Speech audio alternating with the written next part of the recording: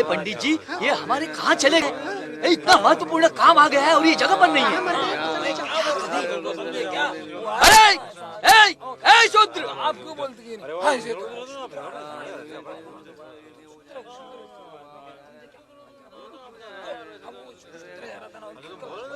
छुप!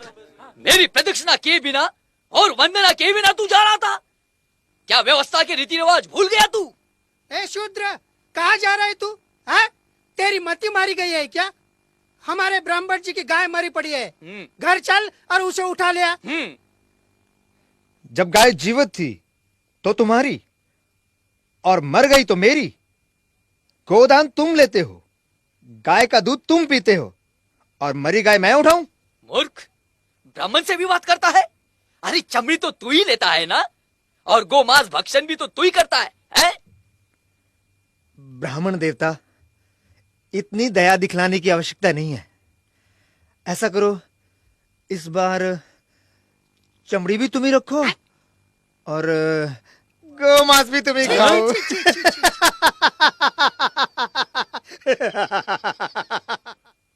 उस शूद्र का इतना दुस्साहस कि ब्राह्मण की आज्ञा की अवहेलना करे।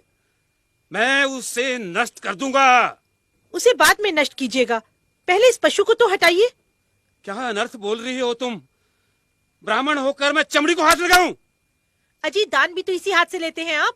पंडिताइन, क्रोधित क्यों होते हैं? क्रोध करना है तो उन शूद्रों पर कीजिए, शूद्रों पर जिनकी अचानक मति मारी गई है। वो सब विश्राम करेंगे और हम सब कार्य करेंगे। हाँ।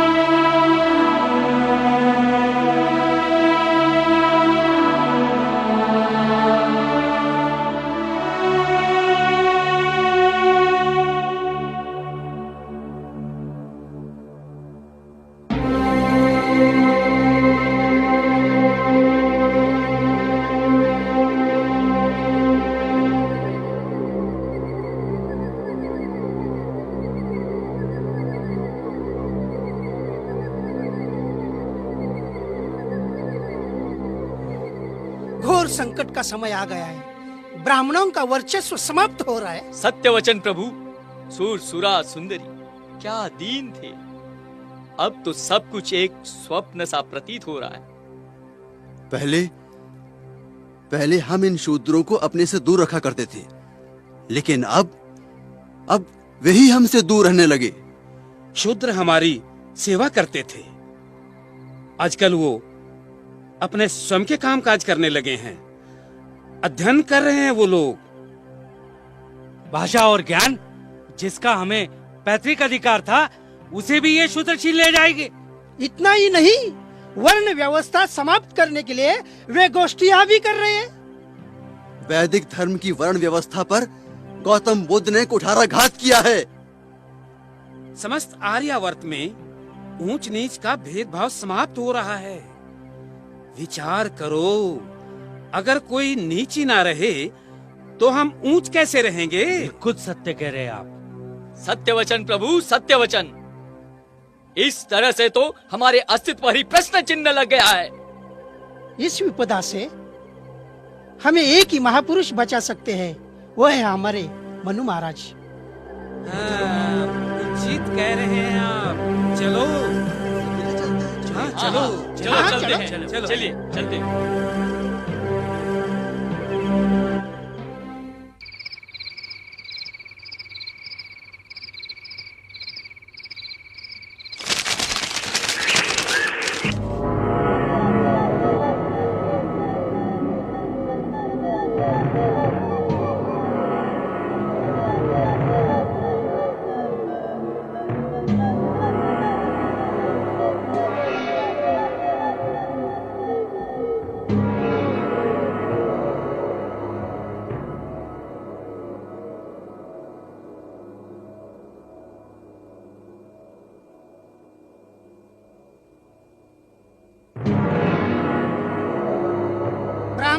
कुलोत्पन्न वेद शास्त्र पारंगत महामुनि मनु महाराज, अब लोगों ने हमारा आदर करना छोड़ दिया है।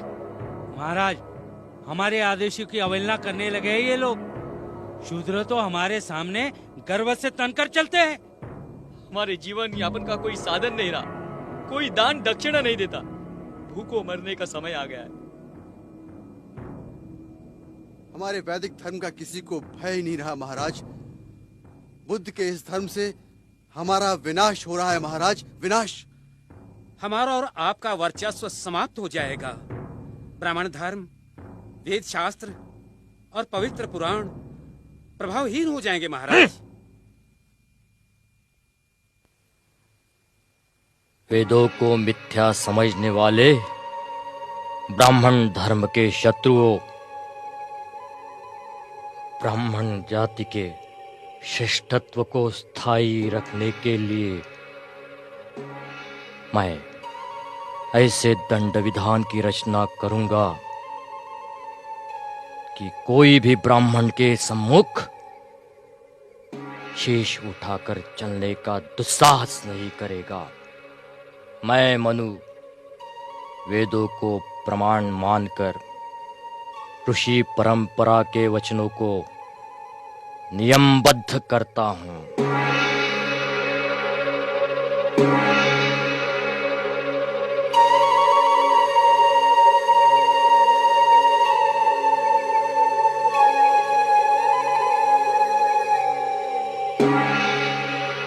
धर्मोपदेशम दर्पेणम। शूद्र अगर गर्व से उपदेश करता हो तो राजा उसके मुख एवं कान में उबला हुआ तेल डाल दे। वक्रे श्रोते च पार्थिवा।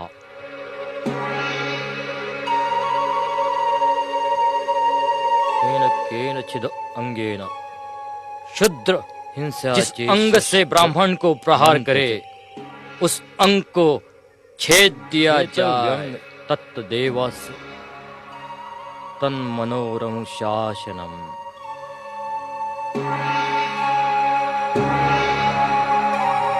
पाणी मुद्देम दंड। ब्राह्मण को मारने हेतु वो अगर हाथ या लकड़ी उठाता है तो उसका हाथ तोड़ना उचित। ग्रह कोपात। क्रोध से पाव का प्रहार करता हो तो उसका पाव काटना योग्य है। ब्राह्मण के साथ आसन पर शूद्र बैठना चाहे तो उसके कमर पे तप्त लोहे से चिन्ह करे तथा राज्य के बाहर निकाल दे, अथवा वह न मरे इस हिसाब से उसका कुल्हा काटे। गर्व से थूक कर ब्राह्मण का जो शूद्र अपमान करे उसके दोनों होठ राजा काट दे। उसके सामने अगर मूत्रोत्सर्ग कर अपमानित करता है तो उसका शिश्न काट दे, और उसके सन्मुख पातता है तो गुदा काट दे।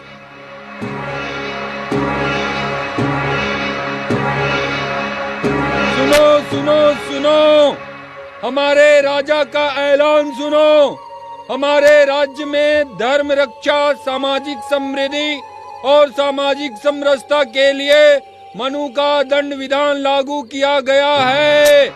जो चातुर्वर्ण की रक्षा के लिए निर्मित विधान का पालन नहीं करेगा उसे कठोर से कठोर दंड दिया जाएगा।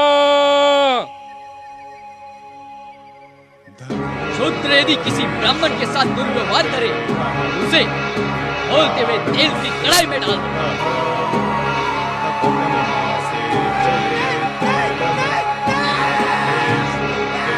यदि शूद्र ने ब्राह्मण की ओर देखने की दुष्टता की तो उसकी आंखें फोड़ दो।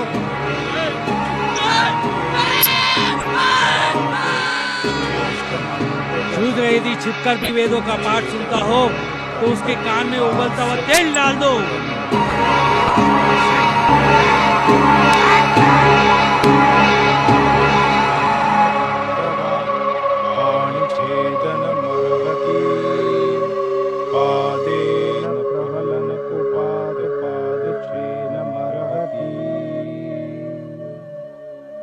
अवनिष्ठीवतो दर्पाद्वावोष्ठी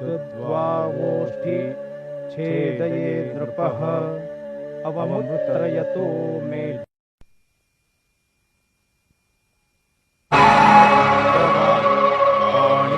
पाणिछेदनमर्हति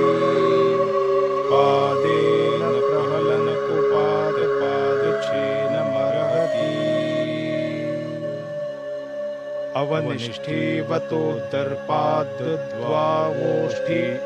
छेदये नृपः अवमुत्रयतो मेढ्रमवशर्धयतो